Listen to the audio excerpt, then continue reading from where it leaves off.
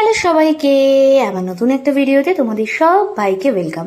আজকে থেকে তোমরা আমার ডেলি ব্লগের সিরিজ দেখতে পারবে। প্রত্যেক দিন আমি চেষ্টা করব ছোট ছোট ভাবে আমি সারাদিন কি কি করি সেই ক্লিপগুলো ছোট্ট মিনি ব্লগ করে তোমাদের সাথে শেয়ার করার। ঘুম থেকে উঠেই প্রথমে আগে বেডশিটটা চেঞ্জ করে নিচ্ছি। গরমকালে 2-3 দিন অন্তর বেডশিট চেঞ্জ না করলে পারা যাচ্ছে না। আমার আবার হোয়াইটের ওপর বেডশিট পাততে ভীষণ ভালো লাগে। আর একজনকে দেখো দিদার মাথায় আঁকিবুকি কাটতে ব্যস্ত। সকালবেলায় ঘুম থেকে উঠে যেহেতু বেডশিটটা চেঞ্জ করেছি, ভাবলাম একবার স্নানটাই সেরে নিই। যাই হোক, গরমকালে তাড়াতাড়ি স্নান করতে ভীষণ ভালো লাগে। তোমরা জানিও গরমকালে তোমরা কে কতবার স্নান করছো।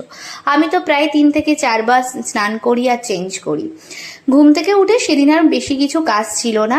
ছাদে থেকে মা প্রচুর জামা কাপড় তুলে রেখে দিয়েছিল। আমি আবার ছাদে যেতে পারি না, কারণ মাইগ্রেনের সমস্যা, অ্যালার্জেটিক টেন্ডেন্সি, স্কিন র্যাশেস, এছাড়া আমার 2টো হাত হচ্ছে স্ট্রবেরি স্কিন, তাই আমি ছাদে রোদে কোথাও যেতে পারি না।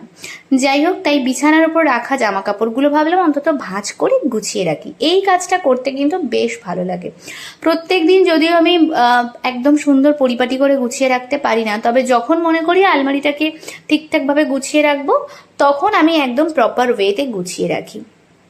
যাই হোক, এটা একটা কমন ওয়ার্ড্রপ বলতে পারো, সবার মোটামুটি জামা কাপড় থাকে। তো এবার ভাবছি আমার তো আর কোনো কাজ নেই, কি করা যায়। তো ভাবলাম চুল টুল একটু ভালো করে বেঁধে একটু বই পড়ি, কারণ রিসেন্টলি দীপ আমাকে বেশ কয়েকটা বই গিফট করেছে। আমি যে টাইপের বই পড়তে ভালোবাসি সেগুলোই। তো তার মধ্যে একটা নিয়ে অভীক সরকারের ডাইনি বুড়ি, এই বইটা আমি পড়তে বসেছিলাম। আর সেদিন সব থেকে আনন্দের বিষয় হলো আমার পছন্দের মায়ের হাতের ঝাল ঝাল চিকেনের ঝোল, তার সাথে আমের একদম পাতলা চাটনি রান্না হয়েছিল। দুপুরবেলায় জমিয়ে খাবো বলে আগে থেকেই খুবই এক্সাইটেড ছিলাম।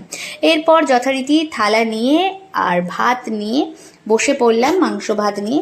জমিয়ে খাওয়া দাওয়ার পরে একটু রেস্ট নিয়ে বিকেলবেলায় আরেকজনকে তো ছাদে খেলতে নিয়ে যেতেই হবে, আর ওর খেলার সাথী বলতে আমি, তাই ওর সাথে সুন্দরভাবে বিকেলটা কাটিয়ে সন্ধ্যা নামার আগে ছাদে থেকে নিচে চলে এলাম, কারণ সন্ধ্যা তো দিতেই হবে।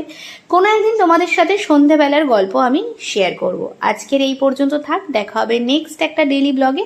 চলো টাটা। তোমরা কিভাবে দিনগুলো কাটাচ্ছ জানিও।